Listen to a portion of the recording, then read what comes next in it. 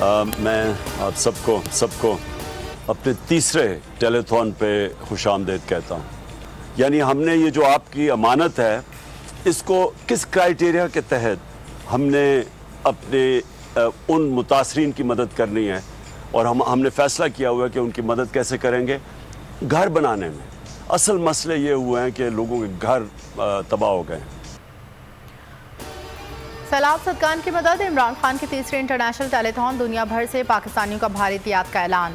عمران خان نے کہا 3 کروڑ لوگ سیلاب سے متاثر ہیں. پیسہ سوچ سمجھ کر اور شفافیت سے تقسیم کریں گے. سسٹم ٹھیک نہ ہونے کے باعث بیرون ملک پاکستانیوں کا پیسہ پوری طرح ملک میں نہیں آ رہا. بولے وزیر اعظم اور وزیر خارجہ کی بے حسی کی انتہا ہے. ملک سیلاب میں ڈوبا ہوا ہے اور شہباز شریف باہر ہیں. اقوام متحدہ میں خطاب آن لائن بھی کیا جا سکتا ہے.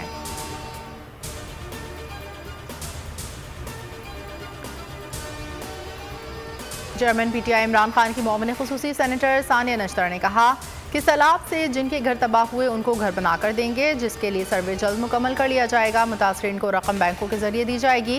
عمران خان کی 2 ٹیلیتھون میں 10.2 ارب روپے جمع ہوئے.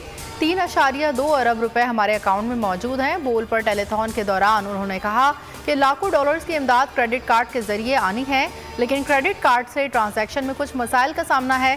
فنڈ سے حاصل ہونے والا پیسہ پورے ملک کے لیے ہوگا. ثانیہ نشتر نے مزید بتایا کہ تمام پیسہ وزرائے اعلیٰ کے اکاؤنٹس میں جمع کیا جا رہا ہے.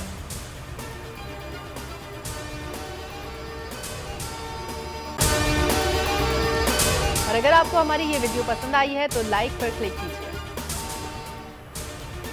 عمران خان نے لانگ مارچ کا حتمی فیصلہ کر لیا. پنجاب ہاؤس میں ملاقات کی اندرونی کہانی سامنے آ گئی. پنجاب کی سیاسی قیادت کو 2 ہفتوں میں تیاری مکمل کرنے کی ہدایت. ستمبر کے آخری ہفتے میں لانگ مارچ لاہور سے اسلام آباد کی طرف کیا جائے گا. عمران خان نے کہا انقلاب ہماری دہلیز پر دستک دے رہا ہے. پرامن انتخاب کے ذریعے راستہ فراہم کیا جائے. فوری انتخابات تحریک انصاف کی نہیں، ملک کی ضرورت ہے.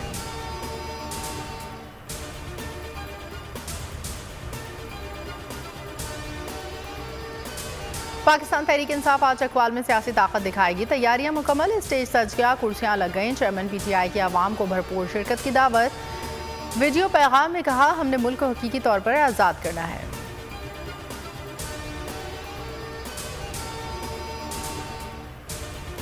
پاکستان کی تباہ حال معیشت، مست حال قیادت. دیس کے بجائے پردیس میں فیصلے ہونے لگے. شہباز شریف کی نواز شریف سے ملاقات. حسن نواز کے دفتر میں اجلاس. شہباز شریف اور دیگر رہنما شریک. سلمان شہباز کے گھر سے باہر اوورسیز پاکستانیوں کا احتجاج.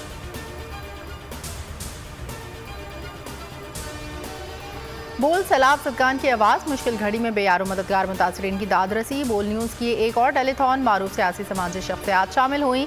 ہم وطنوں نے دل کھول کر عطیات دیے. 1 کروڑ 44 لاکھ سے زائد جمع.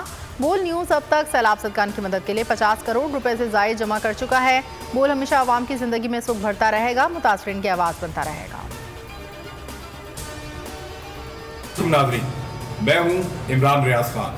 اب آپ مجھے دیکھ پائیں گے صرف بول نیوز پر.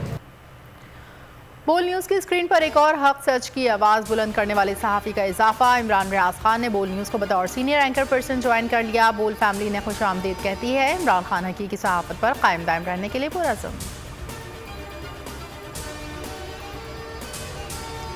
اور سندھ ہائی کورٹ کا بڑا فیصلہ. بول کی نشریات فوری بحال کرنے کا حکم. عدالت نے کہا بول کو پرانے نمبرز پر بحال کیا جائے.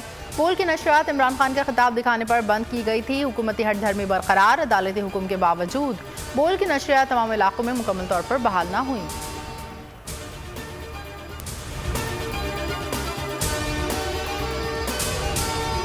میں ہوں عمران ریاض خان. اب آپ مجھے دیکھ پائیں گے صرف بول نیوز پر. عمران ریاض خان صاحب جو ہیں وہ بول فیملی کا حصہ بن گئے ہیں. بڑے عرصے بعد کسی چینل نے حوصلہ کیا ہے تو مجھے ایسا لگتا تھا کہ ہمیں بولنے کی اجازت نہیں ملے گی، لیکن بول نے ڈیسائیڈ کیا کہ بولنے کی اجازت وہ لے کر دیں گے. مجھے بول کی ایک چیز بہت اچھی لگی کہ بول نے کیٹیگوریکلی کہا کہ جو کرنا ہے کرو، ہم نے اپنا کوئی بندہ نہیں نکالنا.